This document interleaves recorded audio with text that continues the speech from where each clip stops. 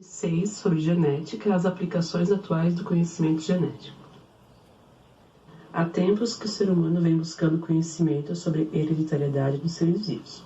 No início do século XX é que a ciência começou a esclarecer essas questões. Aí passou a existir um ramo da biologia chamado genética. Atualmente, a genética tem tido grande destaque nas mídias e no meio científico, aparece de vez em quando na televisão. São feitos muitos investimentos em pesquisas para que ocorra um avanço na produção de alimentos e na medicina. Nós vamos ver os principais avanços na área da genética.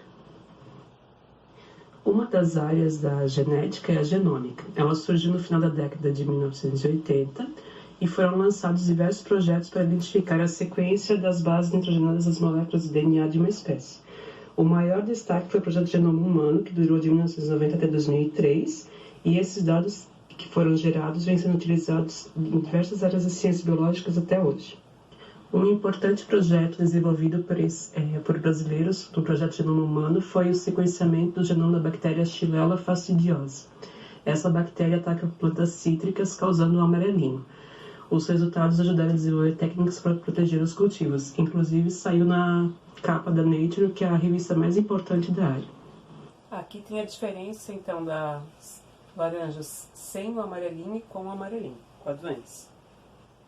Outra aplicação da genética são os organismos geneticamente modificados, ou OGM.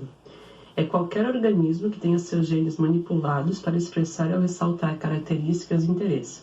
Um exemplo é o aumento da produção de óleo em grãos de milho. A gente conhece eles como transgênicos. Para fazer, eles colocam no DNA desses organismos genes de outra espécie, que eles têm interesse econômico ou médico. Esse é o símbolo, então, dos alimentos que contêm ingredientes transgênicos. No Brasil, ele é obrigado a estar nas embalagens dos alimentos que têm transgênicos, ou são transgênicos. O Brasil cultiva muitas plantas geneticamente modificadas, o milho, a soja e o algodão, por exemplo.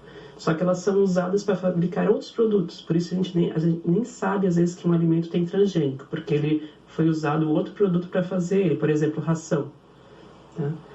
O problema dos transgênicos é que eles são muito recentes e não sabe o que ele pode causar no organismo, se a gente consumir eles. Outro ramo da genética é a clonagem. Existem dois tipos, a reprodutiva e a terapêutica. A reprodutiva envolve a geração de um novo indivíduo, que é o clone. Ele é idêntico geneticamente à célula que ele deu origem. O primeiro mamífero clonado foi a ovelha Dolly em 1996. Aqui ao lado a gente vê como é que ocorreu essa clonagem. Eles quiseram fazer o clone dessa primeira ovelha aqui de cima, essa mais escurinha. Aí eles pegaram, removeram as células mamárias dessa ovelha e tinham que colocar ela num óvulo de outra ovelha. Esse óvulo teve que ser removido o núcleo, onde é que tinha o DNA, para não ficar com características daquela ovelha que deu o óvulo, ficar só com as características da ovelha que deu as células mamárias, ali, que é o que eles querem fazer o clone. Foi feita a eletrofusão para juntar as células ali para dar certo. Foi recriado em laboratório o embrião desenvolvido. Depois foi colocado esse implante no útero da barriga de aluguel, que é essa terceira ovelha que foi utilizada, e ela que deu origem à Dolly. A Dolly nasceu idêntica à original, aparência normal, mas ela tinha anomalias cromossômicas, problemas no DNA, e ela sofria de envelhecimento precoce, ela foi sacrificada. Como é que funciona então a clonagem terapêutica? São realizados os mesmos procedimentos iniciais da clonagem reprodutiva, porém não ocorre a implantação do embrião em um útero para a gestação. O conjunto de células cultivado no laboratório é utilizado para obter células-tronco. O que são células-tronco? São células indiferenciadas, ou seja, células que podem formar qualquer tipo de célula do corpo. Elas podem ser obtidas de embriões ou de células adultas que são estimuladas a voltar ao estágio indiferenciado. É o estágio lá no útero da mãe, no caso, e se multiplicar em seguida.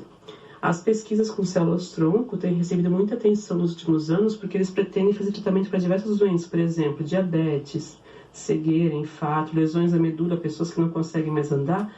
No caso de paralisia, eles querem colocar células-tronco ali na medula para voltar a reproduzir as células e curar essa parte que a pessoa sofreu lesão. Nessa imagem podemos ver então como é que ocorre a clonagem terapêutica. Aqui no número 1 é pego o núcleo de uma célula adulta do paciente, é colocado no ovócito da doadora, esse ovócito tem que ser sem o núcleo, igual a clonagem da Dolly. No 2, Essa célula que tem o núcleo transferido tem o DNA reprogramado para começar a se multiplicar como células-tronco. No 3, a multiplicação continua até formar o blastocisto, que é uma estrutura que tem de 100 a 200 células. Dentro do blastocisto tem uma massa celular de várias células que é extraída, elas têm característica de célula-tronco embrionária. Daí essas células-tronco são cultivadas ali no 5, aí eles estimulam a se diferenciar no tipo de tecido que eles querem.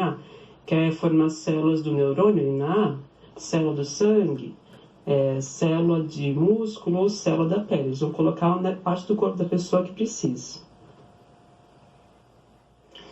Aí tem a terapia gênica, ou também chamada de geneterapia.